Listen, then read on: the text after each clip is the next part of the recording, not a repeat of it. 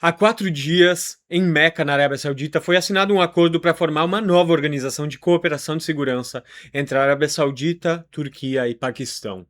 Estamos falando de uma aliança entre países que juntos reúnem mais de 300 milhões de habitantes. Mas qual é o verdadeiro objetivo dessa aliança? Porque ela foi formada justamente em meio à guerra entre Estados Unidos e Irã. E o que esse acordo revela sobre a transformação do Oriente Médio? Esse é o assunto do vídeo de hoje, mas antes de começarmos, lembre-se de curtir o vídeo e se inscrever no canal. Obrigado pela presença aqui. O Acordo de Defesa Conjunta de Meca, assinado em 7 de agosto de 2026, formou um pacto militar trilateral entre a Arábia Saudita, Paquistão e Turquia. O tratado estabelece que um ataque armado contra qualquer um dos 3 países signatários será tratado como uma agressão contra todos, buscando fortalecer a dissuasão regional coletiva contra terceiros países. Para entender isso, precisamos começar pelos países que assinaram o acordo. Primeiro, a Turquia. É um país muçulmano com cerca de 90 milhões de habitantes e que durante séculos foi o centro do Império Otomano. Depois da derrota otomana na Primeira Guerra Mundial, seus antigos territórios foram divididos pelas potências ocidentais, Inglaterra e França, e transformados nos países que hoje enfrentam intervenções ocidentais, norte-americanas e israelenses, como Síria, Líbano, Iraque e Palestina. Durante muito tempo, a Turquia tentou se aproximar do Ocidente, entrou na OTAN e tentou ingressar na União Europeia. Mas sua cultura muçulmana sempre foi vista com desconfiança por setores ocidentais. Nos últimos anos, especialmente depois das intervenções no Iraque e na Síria, a Turquia começou novamente a voltar sua atenção para o Oriente Médio. A Arábia Saudita também fez parte do Império Otomano. Mas, depois da descoberta das enormes reservas de petróleo na região do Golfo Pérsico, britânicos e americanos auxiliaram a Casa de Saud a consolidar sua dominância na Península Arábica. A Arábia Saudita e as outras monarquias árabes produtoras de petróleo tornaram-se uma das principais bases aliadas do sistema financeiro ocidental. A confiança no dólar norte-americano também foi sustentada durante décadas pelo papel do Conselho de Cooperação do Golfo, liderado pelos sauditas e formado também por Kuwait, Catar, Emirados Árabes Unidos e Bahrein. Esses países venderam seu petróleo predominantemente em dólares para compradores estrangeiros, enquanto recebiam proteção militar ocidental para suas monarquias. O Paquistão, por sua vez, tem uma história diferente dos dois outros membros. Sua relação histórica mais forte está ligada à Índia. Durante o domínio britânico na região, os paquistaneses faziam parte da colônia indiana. Depois da independência da Índia, com o apoio soviético, o Paquistão manteve sua relação próxima ao Ocidente, que apoiou sua transformação no único país muçulmano da Ásia com capacidade de dissuasão nuclear, ou seja, o país tem bombas nucleares. Nos últimos anos, porém, a aproximação da Índia com o Ocidente e a rivalidade entre Índia e China fizeram o Paquistão, que tem fronteira com as duas potências, se tornar um dos principais parceiros estratégicos da China no Oriente Médio. O país recebeu grandes investimentos ligados às novas rotas da seda, mas manteve uma relação muito boa com países ocidentais. Ou seja, aqui temos 3 países que têm fronteira com o Irã. Seja ela a fronteira terrestre, que o Paquistão e a Turquia têm, ou a fronteira marítima, que a Arábia Saudita tem. Todos eles, de maneira direta, foram influenciados pelo domínio ocidental na região por pelo menos um século, ou mais, desde o fim do Império Turco-Otomano e durante o domínio britânico da Índia. Eles todos tiveram algum tipo de dominação ocidental que somente o Irã teve coragem nos últimos anos de enfrentar. Desde a Revolução Islâmica de 1979, que colocou os ayatolás no poder e derrubou o Shah do Irã, visto como um aliado britânico e norte-americano para controlar militarmente a região, os iranianos passaram a se apresentar como os principais antagonistas do Ocidente no Oriente Médio. Os ayatolás expulsaram interesses financeiros ocidentais de seus campos de petróleo e passaram a defender a expulsão das potências ocidentais do Oriente Médio. Diferentemente do Paquistão e da Arábia Saudita, países cuja independência e consolidação foram apoiadas pelo Ocidente, e diferente da Turquia, marcada pela derrota otomana diante das potências ocidentais, o Irã é herdeiro de uma civilização persa com cerca de 3.000 anos de história e que, em sua própria visão, se estabeleceu como vencedora diante do Ocidente em 1979. Eles não precisaram do apoio ocidental para se estabelecer como um país independente. O Irã é o único país do Oriente Médio que mantém total autonomia estratégica em relação ao Ocidente, e que é motivo de orgulho nacional. Ao contrário dos sunitas que são laicos, os xiitas acreditam que, diante da injustiça de um império tirano, é missão do movimento político fazer guerra santa para libertar o povo escravizado pelas forças estrangeiras. Por isso, tanto Israel quanto os Estados Unidos passaram a enxergar o fortalecimento do Irã e a formação do chamado Eixo da Resistência com o Hezbollah, Houthis e as milícias xiitas do Iraque como algo que precisava ser derrubado. Mas não existe maneira de entender o Oriente Médio sem compreender também a presença de Israel. Israel foi formado pela imigração de judeus ocidentais que, durante o final do Império Otomano, receberam apoio britânico para construir um Estado no território da Palestina. Ao longo dos últimos 70 anos, a ocupação da Palestina produziu mais de 10 guerras, vencidas militarmente por Israel, todas com apoio e financiamento das potências ocidentais.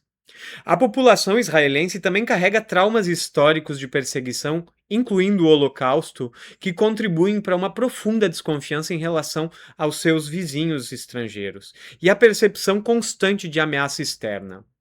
Ao mesmo tempo, o movimento sionista possui forte influência dentro da política norte-americana e britânica e francesa, e suas frações mais radicais defendem o projeto bíblico conhecido como Grande Israel, associado à expansão sobre territórios que incluem partes da Síria, do Líbano, do Iraque e da Arábia Saudita. Isso implica naturalmente o enfraquecimento de potências vizinhas como o Irã, mas também a Turquia. E é nesse contexto que precisamos entender a crise atual. Ao longo do último ano, o Oriente Médio foi tomado por uma crise geopolítica séria, a guerra de Israel e dos Estados Unidos contra o Irã.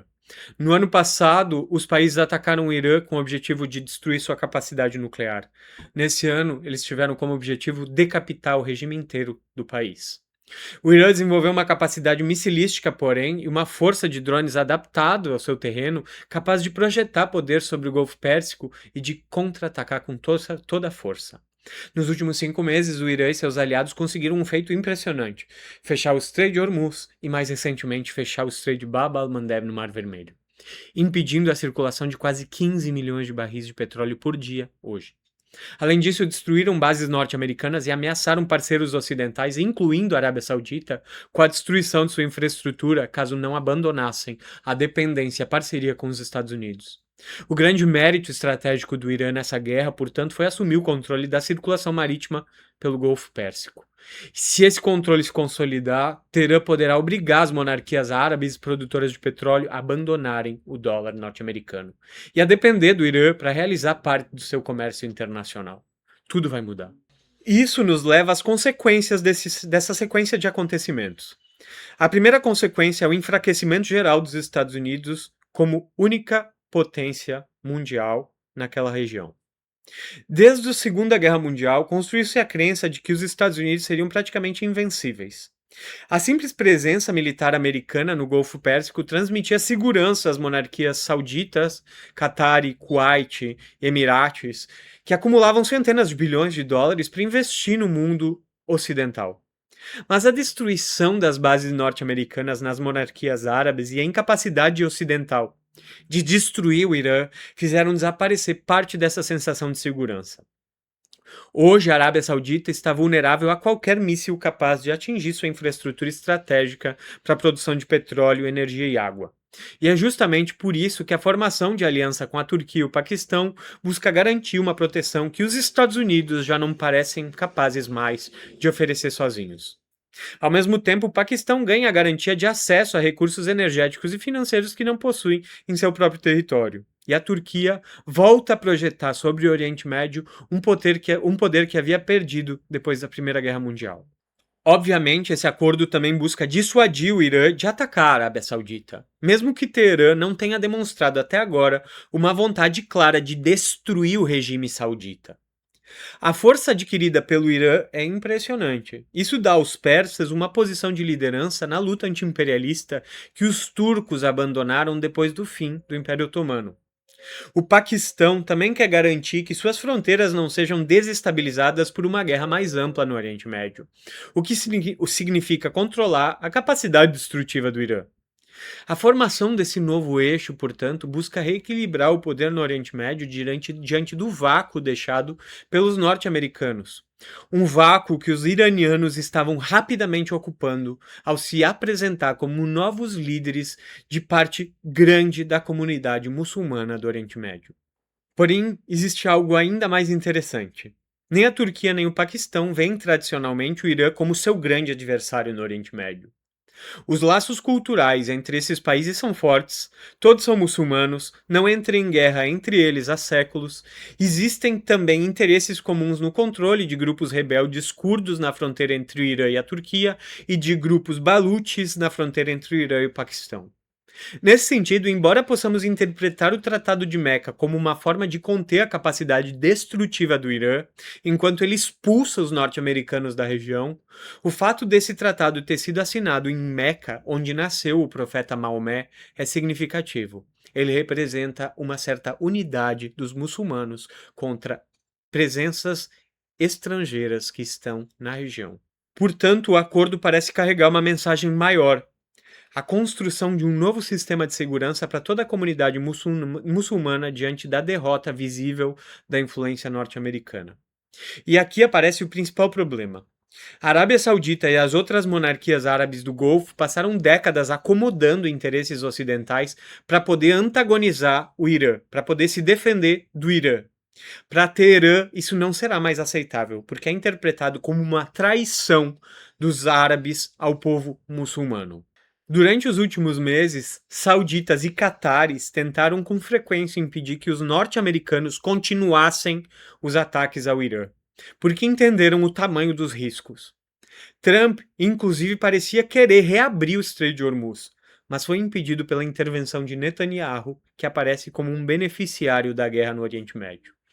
Enquanto isso, o projeto de expansão territorial de Israel avançou, com ocupações na Palestina, em Gaza, no sul do Líbano e no sul da Síria. Para Israel é essencial que os Estados Unidos façam a guerra pesada contra o Irã por eles enquanto Israel amplia seu território. A capacidade do lobby sionista de influenciar a política norte-americana ficou evidente nos últimos meses e fez os sauditas perceberem que em um momento de crise, Washington irá sempre priorizar a defesa de Israel em vez da defesa dos interesses dos países muçulmanos. Por fim, sabe-se que o Acordo de Meca deveria também incluir o Egito. Porém, aparentemente, Turquia e Arábia Saudita passaram informações falsas ao governo egípcio para testar a sua confiança, que chegaram aos serviços de inteligência de Washington. Depois disso, o Egito acabou sendo excluído do acordo. Se essa leitura estiver correta, temos uma mudança extremamente importante acontecendo na política da região. Aliados tradicionais do Ocidente no Oriente Médio, como Arábia Saudita, Turquia e Paquistão, estão tentando excluir o Ocidente dos diálogos de segurança da própria região. Isso significa que esses países começaram a compreender parte da lógica que orienta a ação política do Irã. Não faria sentido incluir o Irã em um acordo de segurança enquanto existe uma guerra entre o Irã e os Estados Unidos. E enquanto a Arábia Saudita é um alvo inevitável das bombas por ter bases ocidentais que apontam suas miras para Teherã. Mas pouco a pouco parece que esse acordo também começa a ser direcionado contra o país que mais se beneficia da instabilidade regional: Israel. Israel mantém em segredo um arsenal nuclear estimado de cerca de 200 ogivas.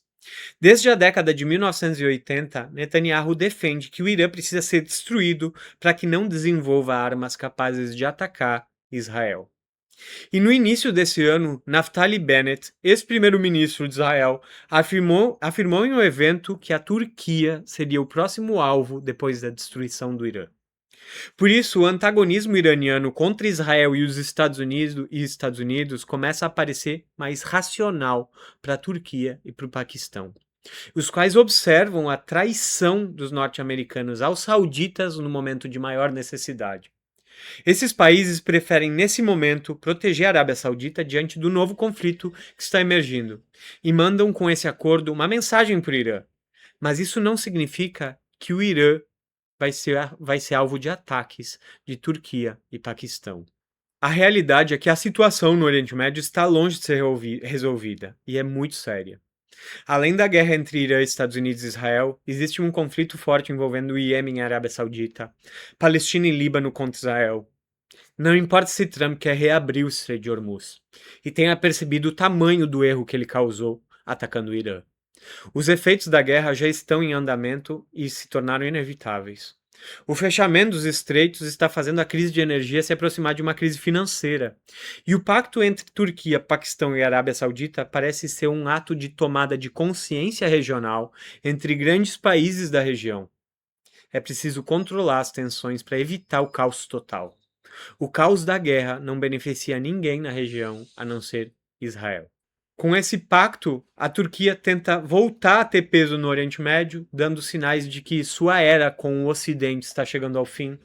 O Paquistão fornece capacidade nuclear para equilibrar a disputa com Israel, enquanto faz intermediação diplomática com os outros países, e a Arábia Saudita ganha interventores que podem facilitar sua negociação com o Irã, dada sua imensa vulnerabilidade para os persas. Juntando todos esses pontos, fica claro que esse acordo pode ser muito mais do que um pacto para controlar uma eventual vingança iraniana. Ele começa a parecer uma grande aliança muçulmana contra a instabilidade projetada pelo projeto sionista através das forças militares dos Estados Unidos no Oriente Médio. Pouco a pouco, a era pós-Estados Unidos começa a emergir no Oriente Médio. E se essa transformação continuar, o Irã eventualmente poderá ser convidado para fazer parte desse pacto. Se isso será possível antes de uma crise séria atingir a Arábia Saudita ou Israel, porém, ainda teremos que acompanhar. Porque uma coisa parece cada vez mais evidente. O velho sistema de segurança do Oriente Médio está desaparecendo e um novo sistema está começando a nascer. Esses são os sinais vindos de Meca. E você acha que o tratado foi uma mensagem maior para o Irã ou para Israel? Lembre-se de se inscrever no canal e curtir o vídeo. Até a próxima.